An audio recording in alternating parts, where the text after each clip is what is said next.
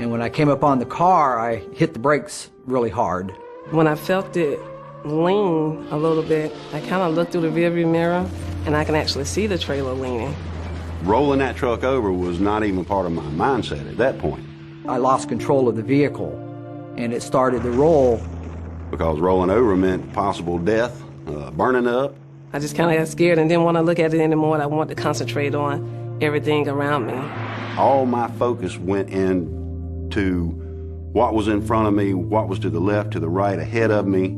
So it flipped over onto the side and then over to the top and then back over 4 times all the way back to the wheels. It was all about how am I going to get out of this alive? It was very scary. It was very scary. It could have been my family in that car, you know, or anybody's family.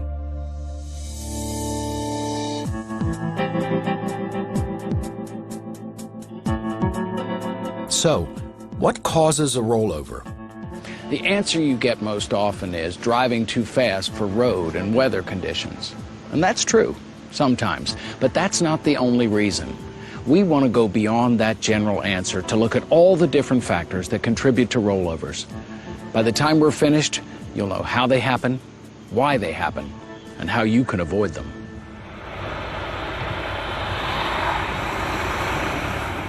Rollovers can happen anywhere. You probably think most tank truck rollovers happen at exit and entrance ramps. The driver misjudges the curve and takes it too fast. But no, rollovers actually happen more often on straight roadways. Why do you think that is? It's probably because you're more focused on the road when you approach that exit or entrance ramp. Not so much on the straight roads. So our job here is to help you maintain that focus on all roadways. To do that, we'll look at several issues that affect the potential for a rollover. They include vehicle design and performance, load effects, highway factors, and driver factors. Let's start with the design and performance of cargo tank trailers. The first thing you need to know is the impact of a high center of gravity. Everything has a center of gravity. It's the place where an object is balanced in all directions. Anything with a high center of gravity relative to its width is less stable. And cargo tank units have a high center of gravity. That means the unit will lean when it enters a turn. How much it leans depends on the vehicle's speed, the sharpness and banking of the turn, and the unit's center of gravity. So the truck starts to lean, and what happens? Its center of gravity shifts towards the outside of the curve. When it does that, the liquid in the tank moves sideways. We call that sloshing. If this happens too suddenly and too strongly, it can roll the vehicle. If you hit the brakes suddenly, the liquid will surge forward. That can also cause you problems. What's the key word here? Suddenly. If you do things more slowly, you reduce the risk of problems. Anytime you speed up, you're subject to mess up. As I was going down the hill, I kind of felt the trailer tilting a little bit because of the speed that I was going. And you come around the curve, and it's sharper than you anticipate, and you just won't be able to slow down, and you can roll over the truck. It made me very alert of all of my surroundings and looking ahead instead of, being too comfortable. You can never be too comfortable. All drivers should understand the design and performance of their vehicles.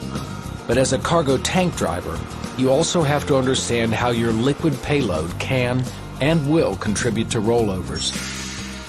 So let's talk about load effects. Drivers who've rolled over will often tell you their load shifted. They'll say the load shift caused the rollover.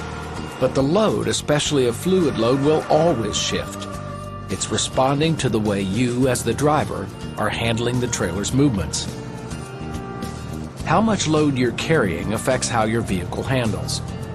With a tank full of liquid, one wrong move can mean a rollover. The most important thing you can do to keep the vehicle and the load under control is manage your speed. Manage your speed to adapt to driving conditions. When the road and the weather call for it, slow down. As difficult as it can be to drive a full tank of liquid, partial loads are even more challenging because there's more room for the liquid to move. Over 94% of rollovers occur in trucks with a partial load. Liquid slosh and surge are a big factor in those rollovers. Slosh and surge are caused by speed, by turning radius, by sudden braking or taking off, by sudden maneuvers, and by load distribution.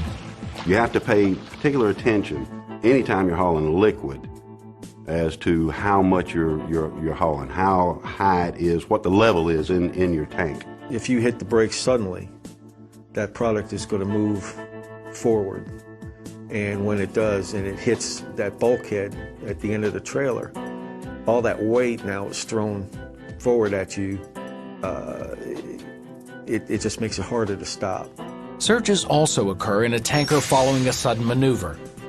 This could be something like sudden braking to avoid an obstacle, trying to get back on the road after you drift off the pavement, moving the tractor too quickly for conditions, or shifting or missing a shift on a turn.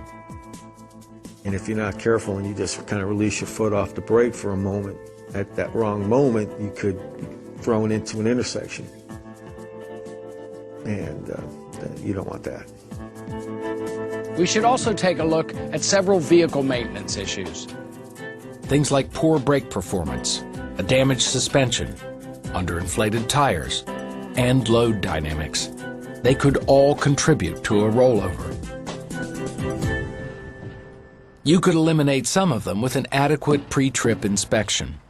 If you have any questions about your vehicle, tell someone in maintenance or at dispatch. Don't leave with a vehicle that you aren't confident will perform safely. I mean, it takes just a few extra minutes to check all these things, and it could be your life if you don't. Now let's look at potential highway factors. These include sharp curves, steep downhill grades, soft shoulders, berms, mounds, and curbs, narrow driveway entrances or exits, and limited visibility areas that can reduce eye lead time for turns or hills. It's important to survey and identify high-risk sections of regularly traveled routes. If at all possible, survey routes to unfamiliar destinations in advance to identify and avoid high-risk areas, and proceed cautiously until you know and are comfortable with the route. Remember, you're the professional on the roads you travel. If there's a road design condition that makes you feel uneasy, report it to your company. Changes in dispatch or additional warning signs at locations like that could help prevent rollovers. You see this sign? This information is not for you. It's for passenger cars traveling in good weather. Fleet safety experts say that when you enter this curve, you should drop your speed at least 10 miles per hour below what you see here. We all know that long downhill grades can lead to excessive speed. So, are your brakes properly adjusted? Have you shifted to a lower gear? The only acceptable time to deal with downhill grades is before you start down them.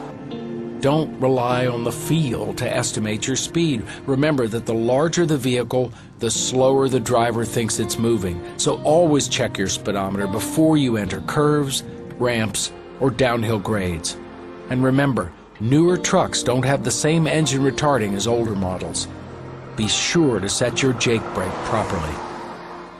Be aware of the shoulder conditions on any roadway. Dropping off onto a soft shoulder may cause the outside wheels to sink and trip the whole unit on its side. Tripping happens a lot on entrance or exit ramps that have a curb on the inside of the curve. When you're traveling a little too fast, the tanker wheels will track inside of the tractor wheels. So even though the tractor takes the turn just fine, the trailer tires may swing in a little closer. They'll hit the curb and trip the unit.